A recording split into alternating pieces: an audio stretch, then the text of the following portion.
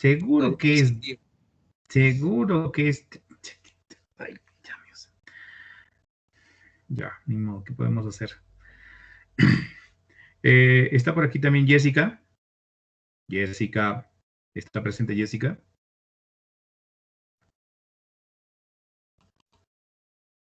No está presente Jessica. Bueno, jovencitos, bueno, lo novedoso, bueno, lo nuevo que tienen aquí, jovencitos, es con respecto a la introducción, que me parece que es necesario explicarlo, ¿ya? Sale, bueno, de lo que usualmente ponían en el libro de Prunza.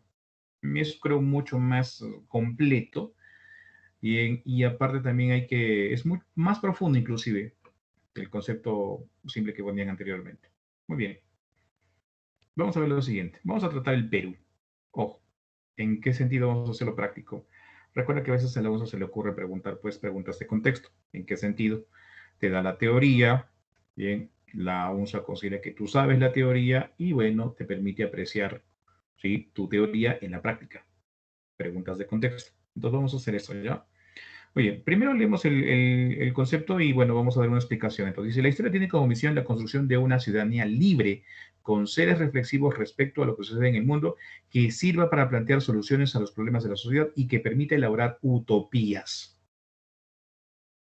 Permite además encontrar las razones de la identidad, comprender a la sociedad y poder poner una posición frente a las contradicciones que se presentan en el día a día. Vamos a partir de utopía. ¿Qué entendemos por utopía?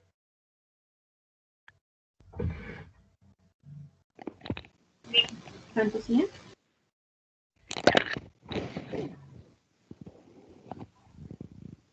Díganme ustedes, utopía. ¿Es posible alcanzar una utopía?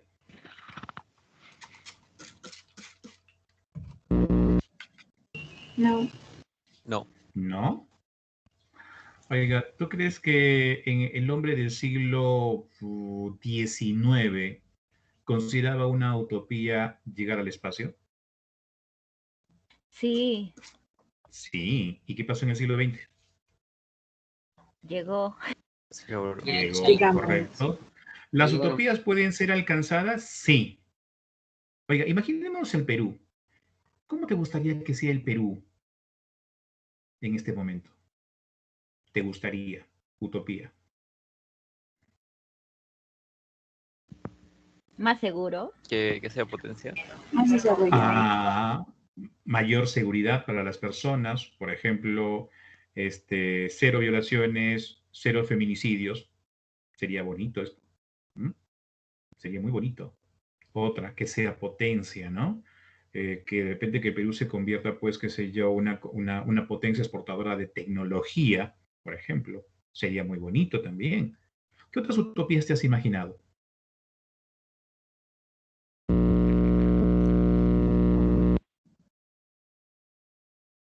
Con ¿Qué gran otras utopías? desarrollo. Un gran desarrollo. ¿Cómo que? A ver, ejemplo, a ver, un ejemplo de desarrollo, a ver, dígame.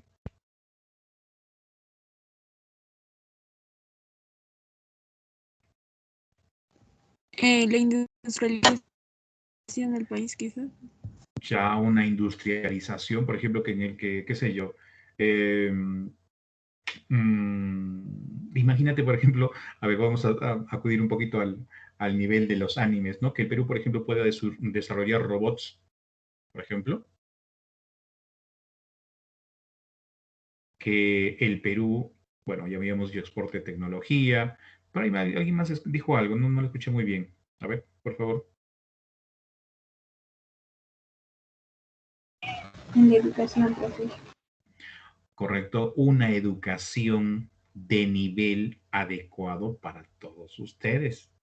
Oiga, ¿no te gustaría, por ejemplo, a ti en la universidad que tengas todos los laboratorios completos y que el catedrático que te enseña sería, por ejemplo, un Nobel? Claro. Sí, sería genial. Sería Muy genial, bien. ¿verdad? Sería genial. Y es bonito, o sea, y esos tipos tienen un muy buen nivel. Y lo digo bueno porque en la universidad pues tuve la gracia de recibir, por ejemplo, las enseñanzas de un PhD. Dios mío, ese es otro nivel. Es otro nivel. Y probablemente eso, o sea, también para ustedes podría ser, bueno, podría llevarse a cabo esa utopía.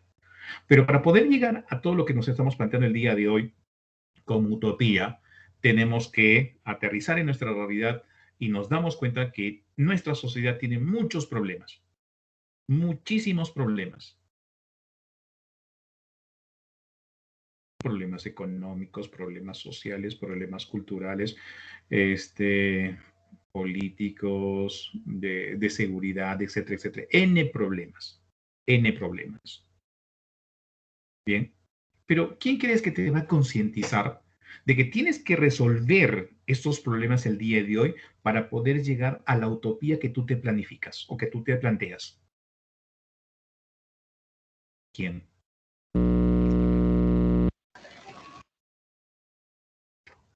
La historia. La historia te va a ayudar a entender que debes, ¿sí? Como formas parte de una sociedad, debes entender también que como eres parte de la sociedad, también tienes que ayudar a resolver esto. Pero ¿quién te concientiza de que debes resolverlo? ¿Las matemáticas? ¿La biología? La historia. La historia está encargada de hacerte concientizar de que debes resolver estos problemas que tienes el día de hoy. ¿Por qué? Porque vas a seguir con sitios pensando en utopías de no poder llevarlas a cabo. Imagínate si el día de hoy el Perú no resuelve sus problemas, los problemas que tiene el día de hoy.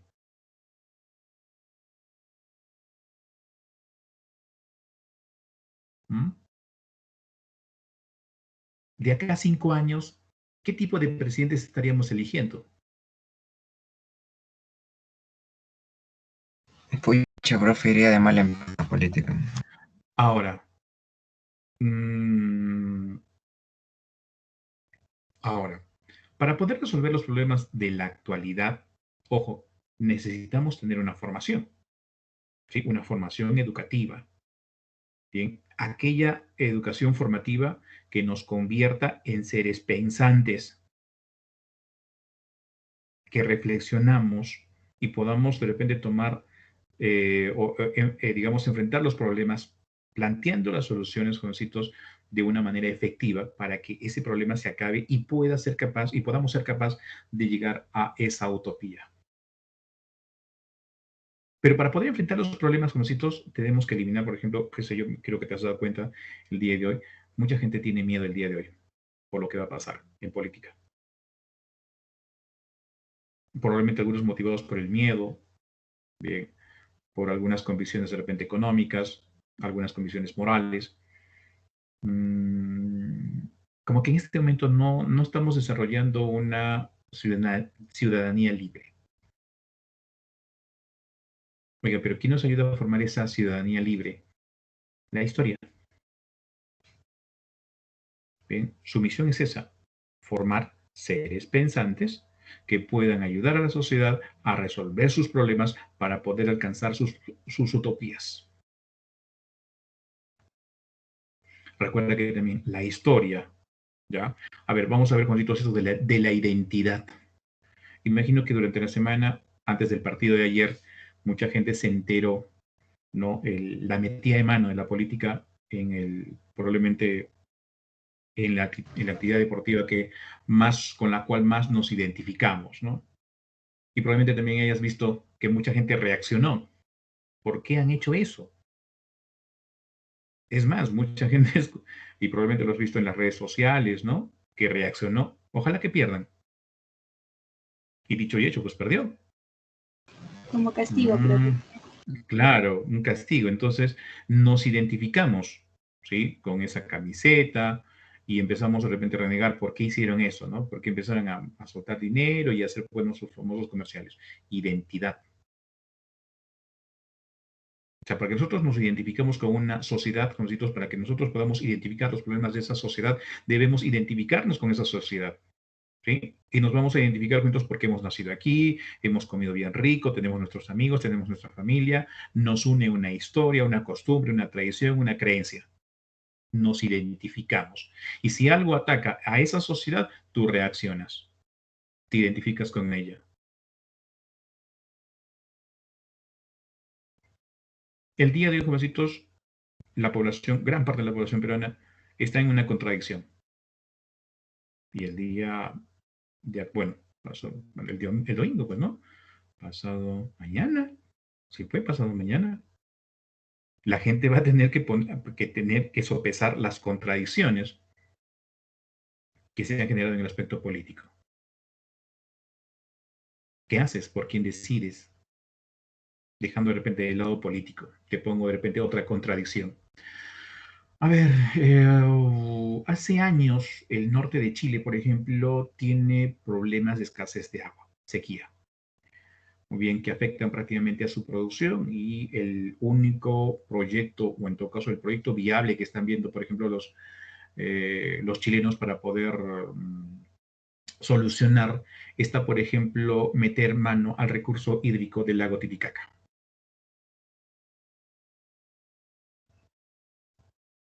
¿Tú estarías de acuerdo?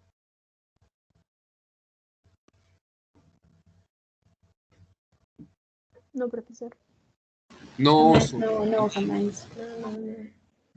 Primero te identificas con tu región, con tu país. Dice, no, el lago Titicaca es mío. Y claro, también la otra parte es de Bolivia. ¿Por qué se va a meter Chile? Oiga, pero ¿qué tal si surge esta contradicción? También son seres humanos.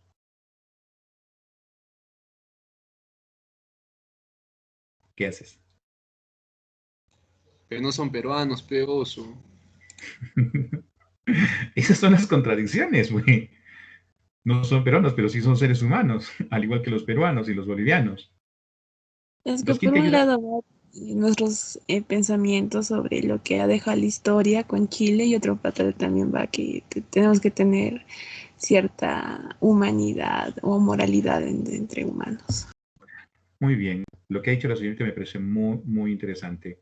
Y la forma como lo expresa y cómo reflexiona sobre ese planteamiento es que la historia la ha formado. Y la señorita tiene una posición muy definida. ¿Quién lo ha hecho? La historia. Bien, a mí me pareció muy interesante, Juancitos, que el Seprunza haya puesto esta parte. Me pareció muy, muy profundo, muy bonito de su parte. Bueno, luego, ¿qué tenemos, Juancitos? Definición. Ya sabemos que la historia es una ciencia. Bien, recuerda que le llamamos ciencia a toda aquella información que se ha producido bajo la forma de un método científico que puede ser comprobado aquí en la China. Recuerda que también es una ciencia social. Social porque recuerda, ¿quién hace la historia? El hombre. El hombre. El hombre, el hombre. ¿Cierto? ¿Existiría historia sin hombres? No, de ninguna manera. Para nada. Correcto, ¿no? No. Entonces, no existiría historia pues si no hay hombres. ¿Qué hace la historia? Estudia, investiga, interpreta qué cosa, lo que ha hecho el hombre en el pasado y que o influye en el presente. Oiga, el día de hoy, nuestra forma de ser y de pensar es prácticamente una herencia del pasado. Me imagino probablemente que, si, no sé, de repente ocurre esto en tu familia, hay alguien que se dedique, por ejemplo, a hacer pagos a la tierra. Yo hago los pagos en la tierra. ¿Ya ve? Oiga, ¿de dónde se aprendió esto? Sí, es una herencia del pasado, de aquella cosmovisión que crearon las culturas pre-incas e inca. Eres la suma de todo aquel pasado, en tu forma de ser y en tu forma de pensar.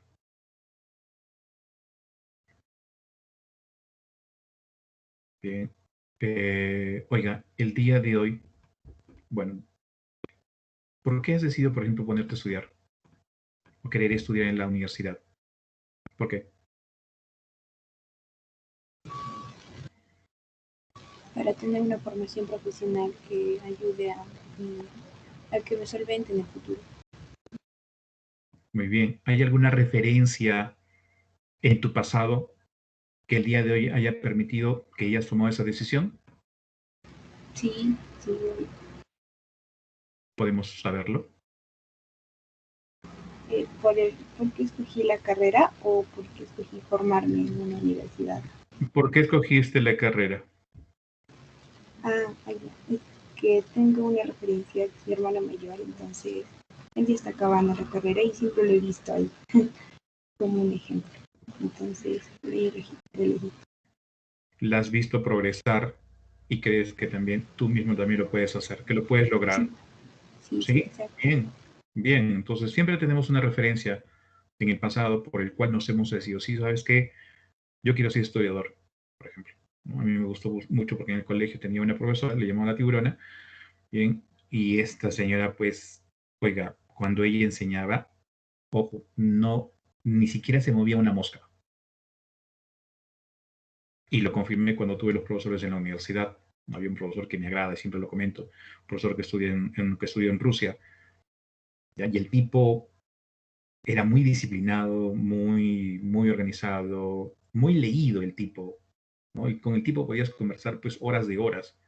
Y wow, dije, no, acá yo confirmé lo que yo quería, enseñar historia. ¿Mm? Ahora, tú te has planteado un objetivo, ¿no? Tú quieres una profesión porque has vivido algo en el pasado.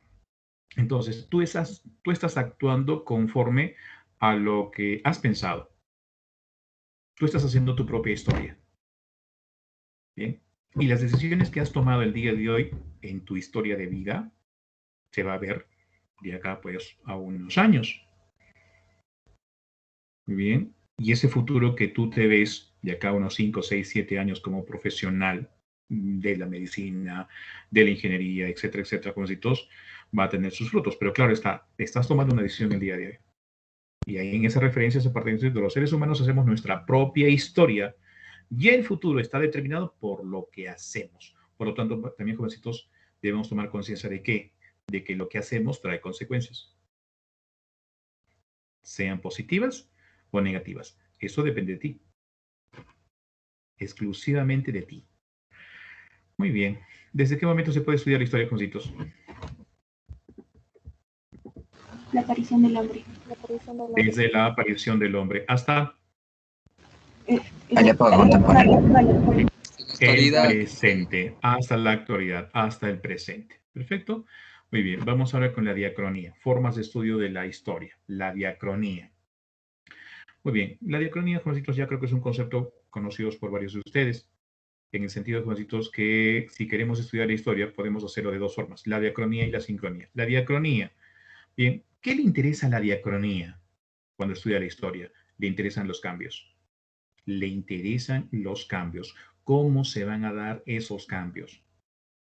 Pero para ver cómo se da ese cambio, lo tenemos que ver a través del tiempo. Y para eso necesitamos ordenar nuestra historia, trabajar de manera cronológica. Y probablemente vayas a escuchar repetidamente este comentario que siempre lo hago en este tema. Oiga, ¿la forma de gobernar de un inca será igual a la de un virrey? No. No, Imposible. imposible. No. Diferentes. ¿Qué ha habido? No, ¿No? ¿Qué ha habido? Ha habido un cambio. ¿La forma de gobernar de un virrey será igual a la de un presidente? No. Tampoco. Distintos tiempos. Tampoco. ¿Qué ha habido ahí? Un cambio. Un cambio. Entonces recuerda, a la diacronía, ¿sí? ¿Qué le interesa? Le interesa estudiar los cambios, pero para darse cuenta de esos cambios, ¿qué es lo que tiene que hacer? Tiene que ordenar la historia. Tiene que analizarla de forma cronológica. ¿Cómo se van a dar esos cambios? A través del tiempo. Bien, mositos. Vamos a ver la otra forma. La segunda forma es la sincronía. La palabra sincronía, jovencitos, recuerda que significa en paralelo, sin paralelo, cronos, tiempo, tiempo paralelo. Veamos un ejemplo práctico. Hace poco, me imagino que ustedes también han escuchado la noticia de que se han elegido a los representantes del pueblo chileno que va a hacer una nueva constitución y que la mayoría de estos representantes prácticamente tienen la tendencia socialista. Vamos a poner en contexto de Latinoamérica. Queremos estudiar cómo se va a dar, por ejemplo, el desarrollo de los gobiernos de tipo socialista, llámese Chile, llámese Argentina, Brasil, Ecuador, Venezuela. Siglo XXI. Estamos entonces analizando, jovencitos, en el tiempo, en el siglo XXI, vamos a analizar la realidad de 5 países que, repito, tienen o desarrollaron el gobierno del tipo socialista. Ahora, vamos a analizar cada uno de estos gobiernos. Bien, al tener un resultado final, vamos a comparar ¿Sí? ¿Qué de bueno, por ejemplo, tuvo el gobierno chileno con tendencia socialista? ¿Qué de malo tiene el gobierno argentino con el socialismo? ¿Qué le pasó, por ejemplo, a Brasil? Nos permite, recuerda, comparar y comprender. Comparar y comprender los acontecimientos, los eventos que se dan de forma simultánea. Cuando decimos de forma simultánea es porque se están dando en el mismo tiempo, pero en diferentes espacios. Y aquí estamos analizando, repito, estamos tomando el ejemplo de 5 lugares: Chile, Argentina, Brasil, Ecuador, Venezuela. Entonces, esa forma de estudio se llama sincronía. Haces un estudio sincrónico. Ahora, vamos a las fuentes. Vamos a las fuentes. ¿Te interesa una chica? ¿Te interesa un chico? ¿Listo? Y si te interesa, ¿qué va a pasar por tu cabecita? A ver, dígame. Chicas, cuando a ustedes les interesa un chico, anoten, chicos, Buscar anoten. información. Buscas Saber información. cómo. ¿Dónde buscarías esa información? Esas redes sociales. Sus redes sociales. En las redes sociales. Primero, sus redes Seguro. sociales. Después, Amigos. Con sus amigos. sus Algún amigo amigos. depende, Algún no. amigo en común, correcto. Familia Ya. Están después. anotando, chicos, ¿ah? Están anotando, chicos, ya saben, ¿ah? Listo, muy bien. Sigan, chicas, sigan. Por favor, enséñenos. Esos lugares de donde ustedes van a sacar la información, jovencitos, ¿cómo se les llama? Fuentes. Fuentes. Y si lo traslado a la historia, si a mí me interesa un tema en particular, qué sé yo, Adolf Hitler, me interesa Joseph Stalin, por ejemplo, Napoleón Bonaparte, Juan Velasco Alvarado, ¿qué voy a hacer? Me interesa, me gusta. ¿Qué quiero hacer? Entonces voy a ir con esa pasión a buscar información. ¿Dónde la voy a obtener, jovencitos? En lo que la historia le llama las fuentes de la historia. Como la historia trabaja de una manera ordenada, entonces vamos a tener 2 grandes grupos, ¿sí? O en todo caso, cómo se clasifican las fuentes. En primer grupo, jovencitos, según su relación temporal con el pasado. Según su relación temporal con el pasado. Pueden ser entonces fuentes primarias y fuentes secundarias. Las fuentes primarias, que son, jovencitos, son aquellos elementos que ha dejado en el hombre del pasado que tienen información del momento histórico. Por ejemplo, el Acta de Independencia del Perú, testigo, bien, del proceso. La Declaración de los Derechos del Hombre y del Ciudadano de la Revolución Francesa, por ejemplo. El Huáscar, por ejemplo, ¿no? Que está en el puerto de Talcahuano, en Chile. Es una fuente primaria y es una fuente objetiva, ¿ya? Porque tiene información que describe el momento, pero que no lo ha analizado. Recuerda, no lo ha analizado. Ahora, ¿qué tal, por ejemplo, si quiero hacer una descripción, digamos, del Huáscar?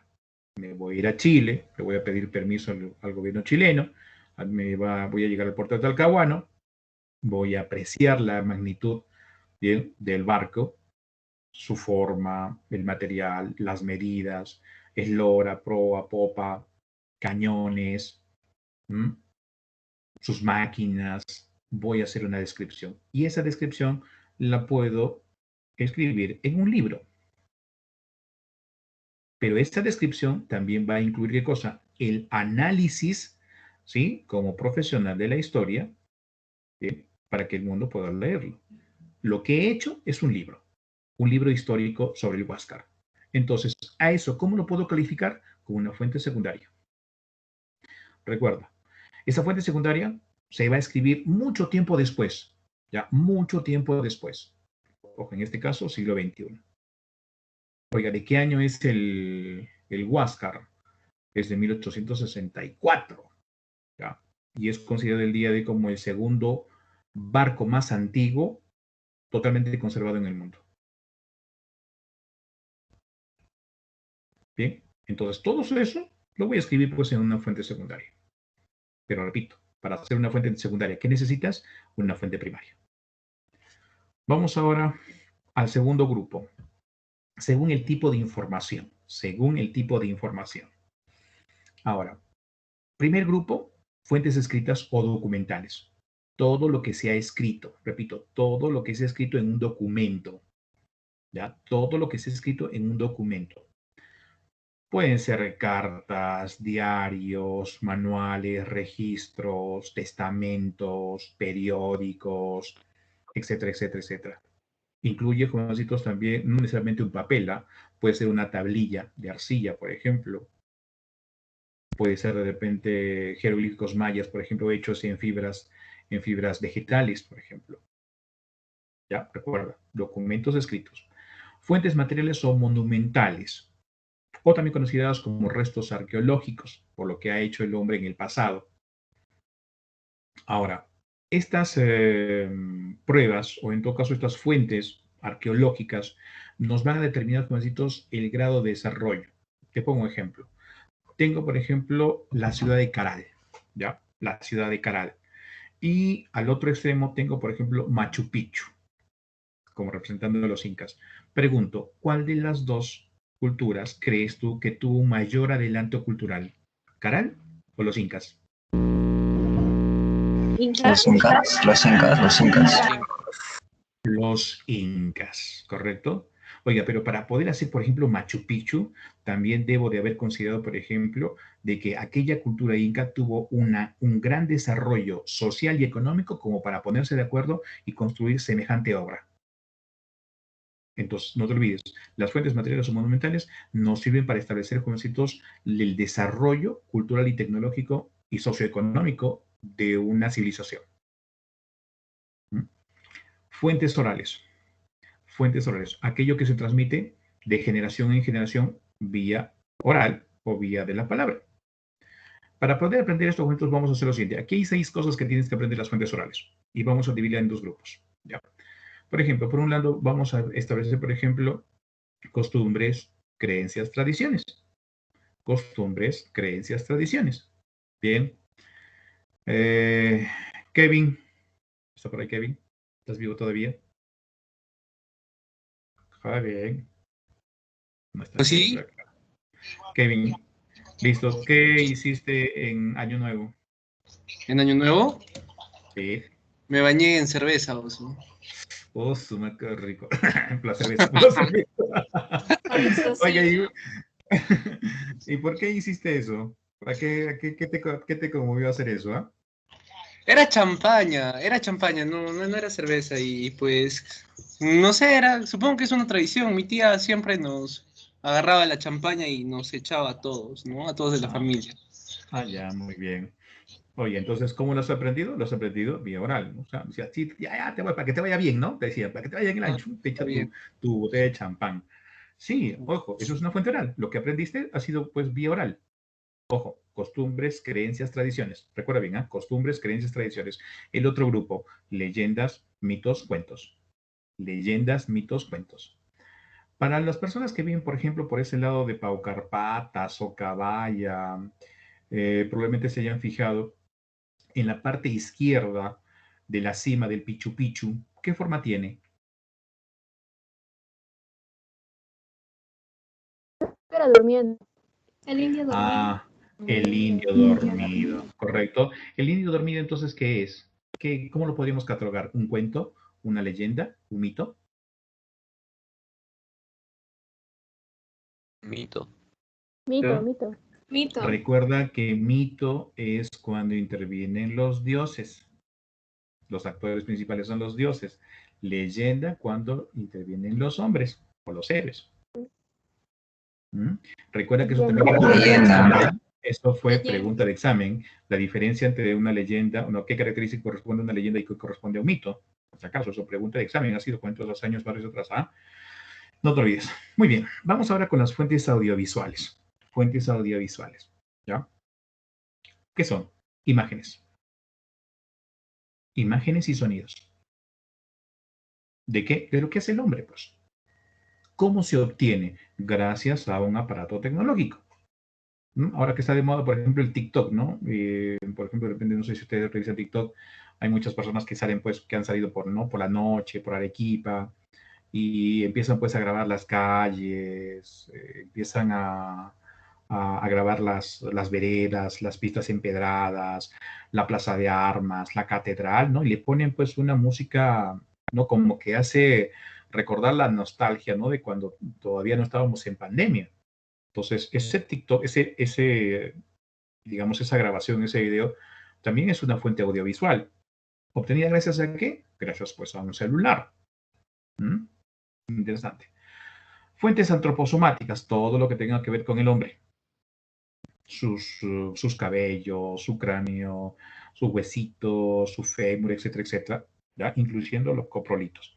Aquí hay un cuadro donde van a, bueno, hacer lo mismo con estos, pero claro, van a esquematizar con ejemplos ahora. En este caso, el primer grupo recuerda relación temporal con el pasado. Ojo, como si es un detalle. Bien, algún momento la UNSA se agarró de estas preguntas, pero si te hacen preguntas de fuentes, al instante tú tienes que recordar, jovencitos, cómo se cataloga. Recuerda que hay dos grupos, relación temporal con el pasado y según el tipo de información. Entonces, en el primero, ¿no? Su relación temporal con el pasado, ¿qué son? Fuentes primarias, fuentes secundarias. En las fuentes primarias, ¿qué tenemos? La carta de un soldado en la Guerra del Pacífico, carta de un soldado en la Guerra del Pacífico. Oiga, quiero estudiar esa carta de un soldado en la Guerra del Pacífico. Bien, ¿qué voy a hacer? ¿A quién está dirigida? ¿Quién era el soldado? ¿Qué sentimientos y emociones puede escribir o describir el soldado en ese momento previo de una batalla? De repente la nostalgia, el extrañar a su madre, a su padre, de repente su chakra, cómo es de repente su actitud frente a la muerte. Bien, todo lo que ha escrito ese soldado, recuerda, en esa cartita es una fuente primaria. Pero si yo me pongo a analizar esa cartita y escribo un libro, entonces, ¿qué he hecho? ¿Fuente primaria o fuente secundaria? Secundaria. Secundaria. Fuente secundaria. Como fuente secundaria, jovencitos, ¿qué tenemos aquí? Libros, crónicas, tesis, artículos. ¿Ya? Ahora, vamos con las fuentes orales. Fuentes orales, como te dije, jovencitos, transmisión de generación en generación, vía generalmente familiar, ¿ya? Vía oral. ¿Qué vamos a hacer? Leyendas, mitos, cuentos, tradiciones, costumbres, creencias. Las fuentes materiales, ojo, fósiles, ¿ah? Ojo, no vas a pensar los fósiles, ya sabes de qué, no, esos fósiles no, otros fósiles que vivieron hace millones de años. Obras de arte, a ver, bueno, hace tiempo preguntaron en la UNSA sobre la pintura histórica de la capitulación de Ayacucho, pintura, y preguntaron, preguntaron. Según el tipo de información, la pintura del autor Carlos tal, bien, ¿qué es la capitulación de Ayacucho? Bien, ¿qué tipo de fuente es? Entonces, uno sacó la cuenta, fuente material o monumental. Esculturas, monedas, fotos. Bien, ojo, las fotos. Aquí, jovencitos, podemos encontrar de repente una discrepancia con respecto, por ejemplo, a las fuentes audiovisuales, porque acá dice las fuentes audiovisuales que son imágenes, ¿verdad? Imágenes y sonidos. Imágenes y sonidos. La foto, jovencitos, solamente es una imagen. Bien, y bueno, simplemente toma pues la representación de un objeto en algún momento de su existencia. Vamos con las fuentes escritas o documentales. Bien, aquellas que ha escrito el hombre, ha escrito. Bien, cartas, libros, decretos, diarios, actas, inscripciones, manuscritos, testamentos, reglamentos, etcétera, etcétera, etcétera, etcétera. Las fuentes audiovisuales, películas, videos, grabaciones, tus páginas web, tus libros virtuales, tu email, tus redes sociales, tu pack también, por si acaso. Ya. Fuentes antroposomáticas, todo lo que tenga que ver con el hombre. ¿Sí? Ojo, ¿podemos incluir fósiles humanos? Sí. Fuentes antroposomáticas. Puedes incluir, sí, repito, fósiles humanos. ¿Puedes incluir los fósiles de un Tyrannosaurus Rex? No. ¿Qué serían los restos de un Tyrannosaurus Rex? Sería una fuente material. Repito, sería una fuente material. ¿Está? Bien, continuemos, jovencitos. A ver, ya. Tenemos, bueno, ya hemos hablado de las antroposomáticas. Acá habíamos de repente hacer mención, ¿qué cosa? A los coprolitos, o también llamados, jovencitos, heces fosilizadas. Muy bien, ahí termina, jovencitos, entonces esa primera parte, y la segunda tiene que ver con la periodificación de la historia. Bien, pero en este caso vamos a hacer lo siguiente, Juancitos, vamos a hacer lo siguiente. Porque no hacer que a la UNSA se le ocurra preguntar algo de por acá y queremos estar entonces preparados. Ahora, ojo, esta partecita, por ejemplo, del paleolítico, mesolítico, neolítico, también lo vas a ver por acá, por ejemplo, ¿ah? En la partecita del, bien, acá están incluyendo ahora el paleolítico, ¿ah? Paleolítico, bien, paleolítico por aquí, paleolítico inferior por acá, ¿ya? Paleolítico medio, paleolítico superior. ¿Listo? Ya está. Vamos a hacer lo siguiente. Entonces, vamos a pasar ahora por acá, por acá, por acá, por acá. Y vamos a abrir un archivito.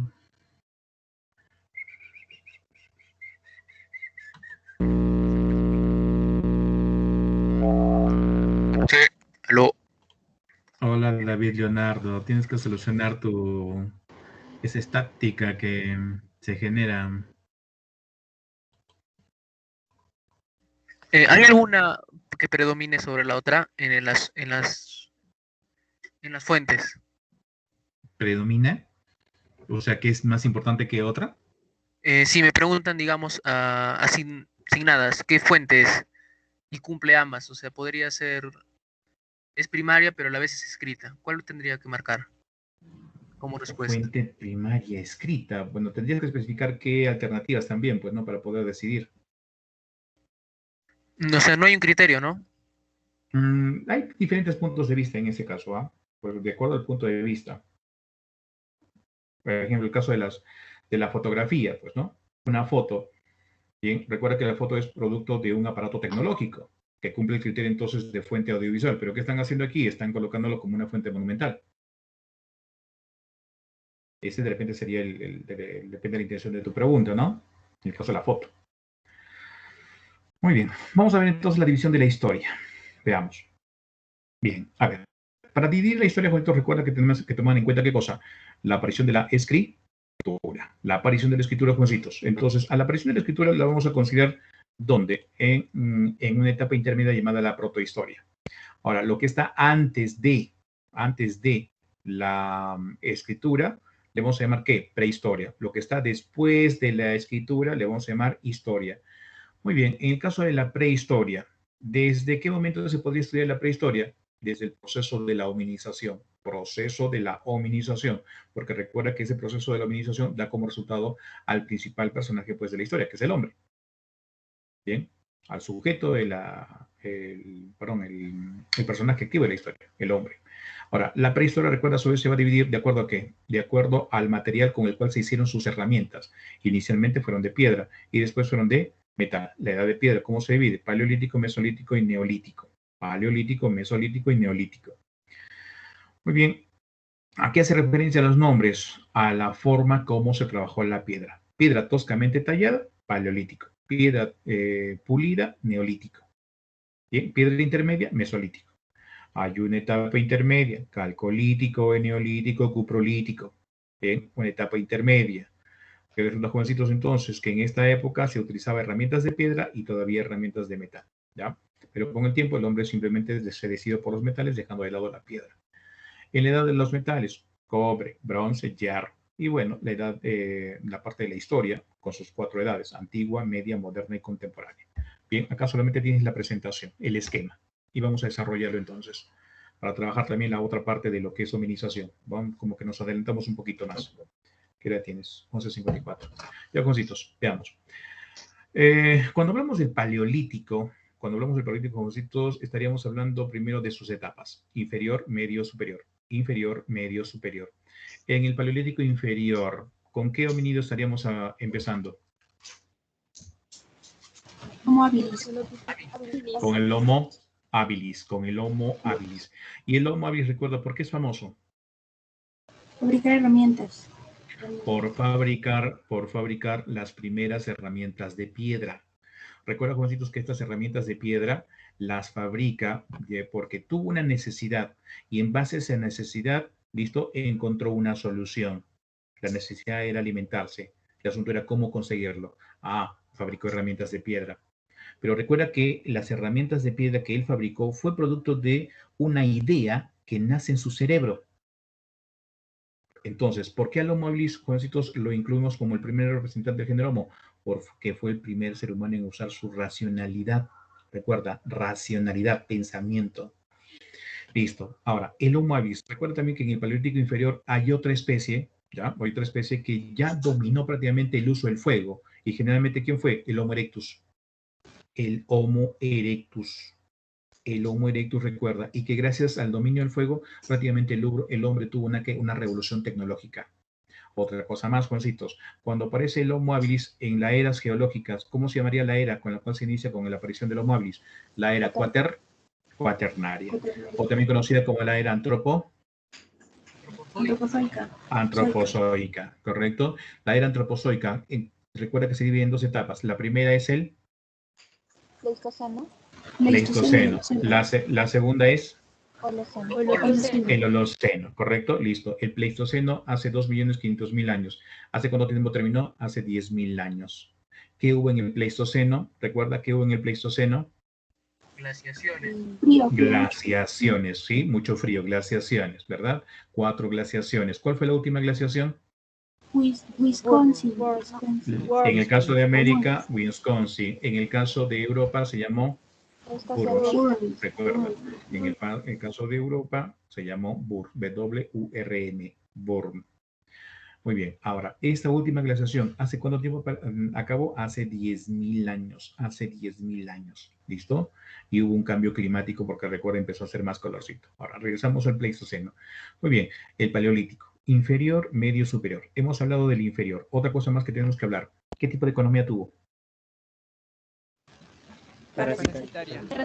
Una economía parasitaria, una economía depredadora, consumista, dependiente. No producía alimentos, simplemente depredaba. Ahora, cuando depreda, ojo, el tipo no tuvo conciencia de la naturaleza, entonces el actuar del hombre de forma depredatoria, prácticamente, ¿qué provocó? Provocó, jovencitos, un desorden en el medio ambiente. Y eso lo vamos a encontrar, jovencitos, hace 10.000 años. ¿Qué pasó? Desapareció, ¿qué cosa? Unos animalitos enormes, grandes. ¿Cómo se les llamó? La megafauna, ¿correcto? La megafauna. La megafauna desaparece por dos razones. La primera, cambio climático, y la segunda, la actividad del hombre. Entonces, el hombre provocó, con esta economía depredadora, provocó un desequilibrio en el medio ambiente. Ojo, esto ha sido también pregunta de examen. Ahora, ultimito nomás, en el último ordinario. Y para biomédicas todavía. Ya está. Pasamos luego al Paleolítico Medio. En el Paleolítico Medio, como nosotros tenemos a una especie que va a enterrar a sus muertos. ¿Cómo se llama? Neandertal. El Neandertal, ¿correcto? El Neandertal enterraba a sus muertos. Ojo, porque ya tenía de repente una idea superior. ¿Cuál era esa idea superior? Una vida después de la muerte. En el Paleolítico Superior, ¿a qué especie tenemos? A una especie que ya simbolizaba lo que de repente no podía entender. Estas esculturas chiquitas. Ajá, correcto, el Homo sapiens sapiens Cro-Magnon. Correcto, Homo sapiens sapiens Cro-Magnon. Entonces, aquí tenemos momentos a quién. Tenemos, por ejemplo, a este simbolismo, ¿no? De estas figuras femeninas que representan la fertilidad, conocida como las Venus del Paleolítico, o también cuando intenta representar lo que le rodea a través de estos dibujos en las cavernas, en las paredes de las cuevas, conocidos pues como pinturas rupestres, que también ha sido pregunta de examen, jovencitos, ¿ah? Pinturas rupestres o simplemente el arte parietal. Ya está.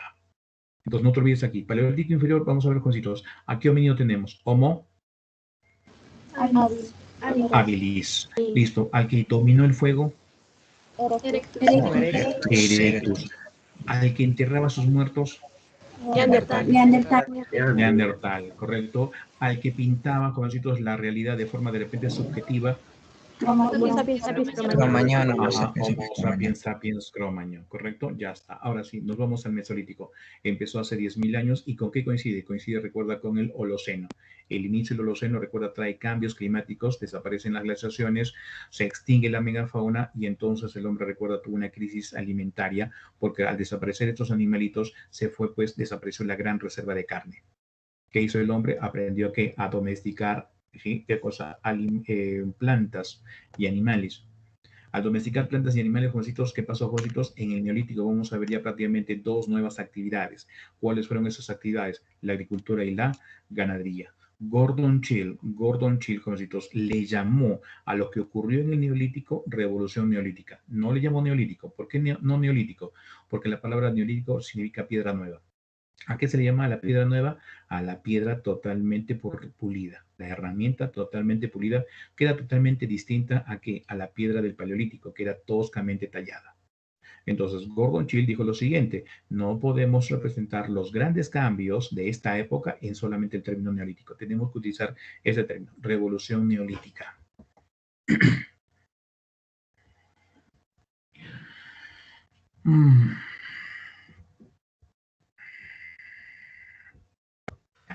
¿Dónde se inició la revolución neolítica, jovencitos? Generalmente a orillas de los ríos.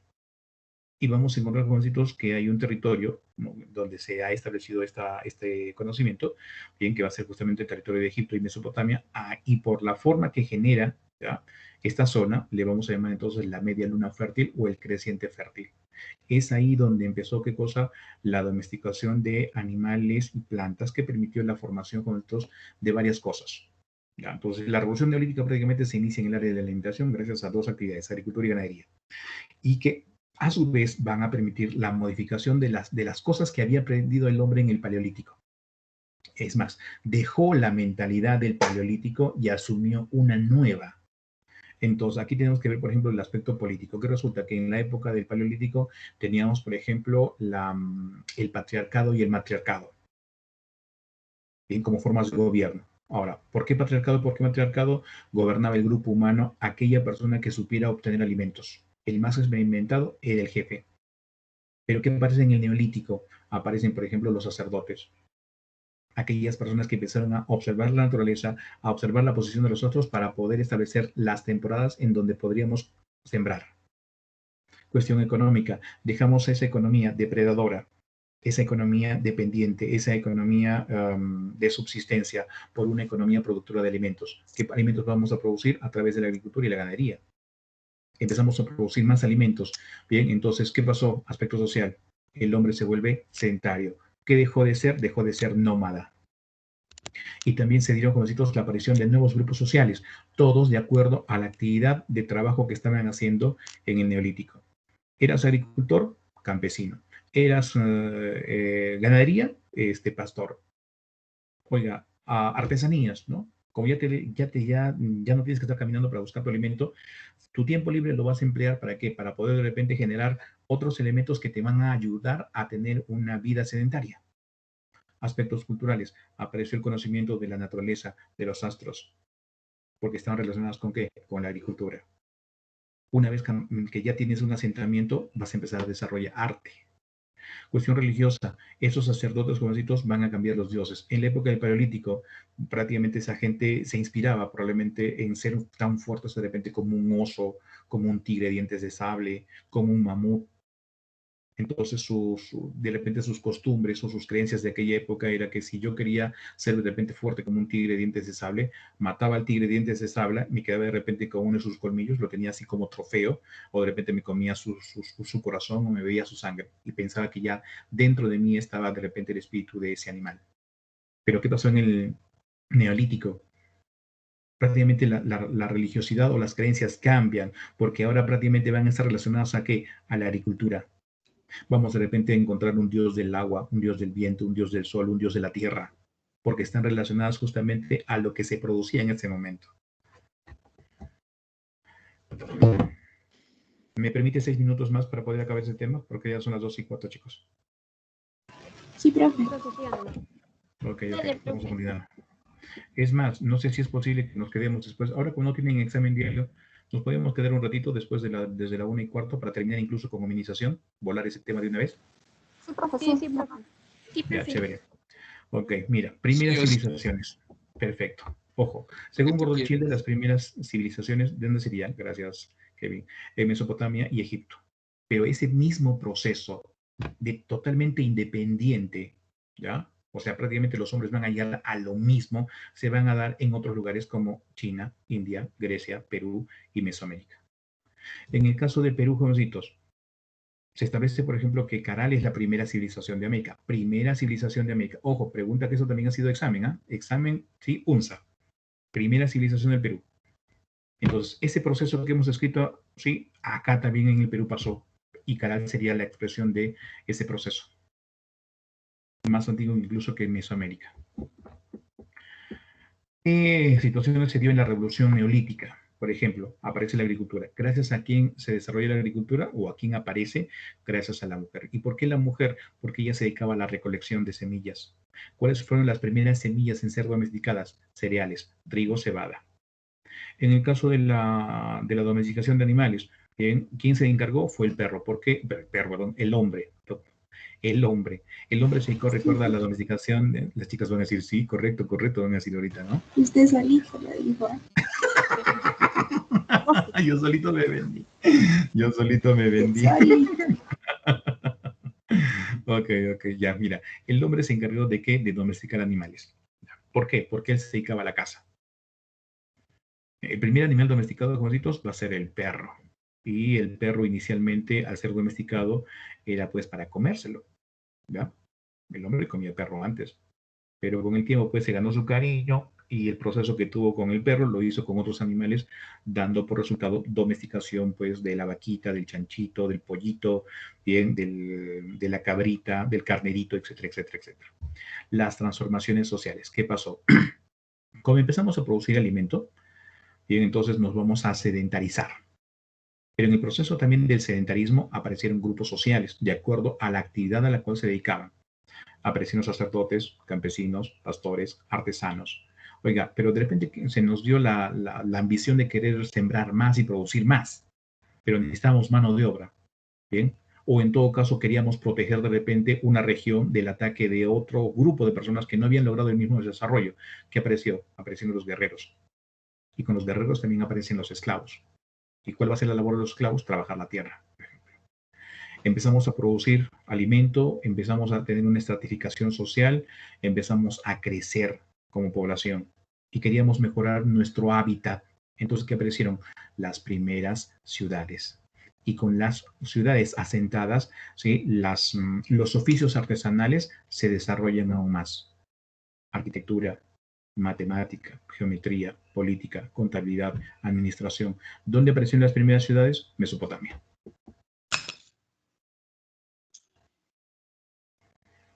División de la historia. División de la historia. Quedan 3 minutos. Tenemos, por ejemplo, la Edad Antigua, la Edad Media, la Edad Moderna, la Edad Contemporánea. ¿Quién hizo esta división, jovencitos? Un humanista llamado Cristóbal Keller, un alemán. Cristóbal Keller. En su nombre en latín puedes también encontrar Cristóbal Celarius. ¿Sí? Cristóbal Celarius. Muy bien, la Edad Antigua, hace 4000 años antes de Cristo, en Mesopotamia, ¿qué apareció? Un tipo específico de escritura, llamada la escritura cuneiforme. Recuerda que Mesopotamia es una civilización antigua, la más antigua. Después vamos a contar pues que le sigue Egipto. Pero también en esta edad antigua se van a desarrollar otras dos culturas que son muy importantes porque son la base de la civilización occidental, Grecia y Roma. Roma fue dividida en el 395 y el Imperio Romano de Occidente cae bien en el año 476, producto de su decadencia interna y la invasión de los pueblos bárbaros.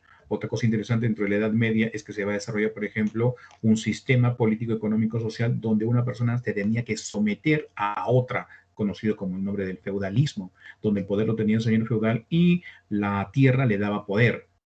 Se desarrollaron guerras, jovencitos, las guerras de las cruzadas de los cristianos contra los musulmanes, contra el Islam, la iglesia cristiana contra el Islam. Muy bien, cae Constantinopla en el año 1453, tomado por los turcos otomanos, y eso que generó, jovencitos, ¿sí? Un cambio de pensamiento. ¿Por qué?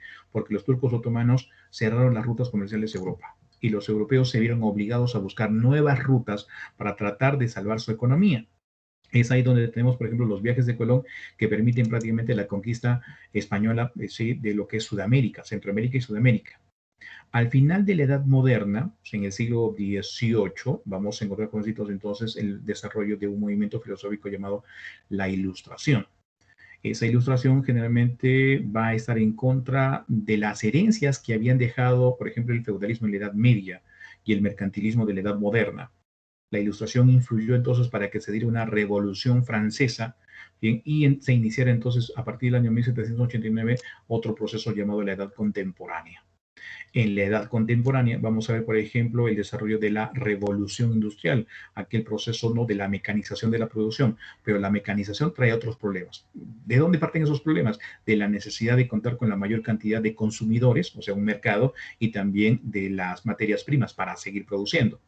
Y justamente esas dos necesidades van a provocar, ¿qué cosa? Las guerras mundiales, Primera y Segunda Guerra Mundial. Hasta el día de hoy, recuerda que nosotros estamos en la Edad Contemporánea. Muy bien, jovencitos. Eso sería la división de la historia. Son 12:10 justo. ¿Les parece entonces a qué hora nos encontramos? ¿1:15? 1:15. Sí, sí, Sí, yo estoy bien, 1:15. Ya, chévere. Entonces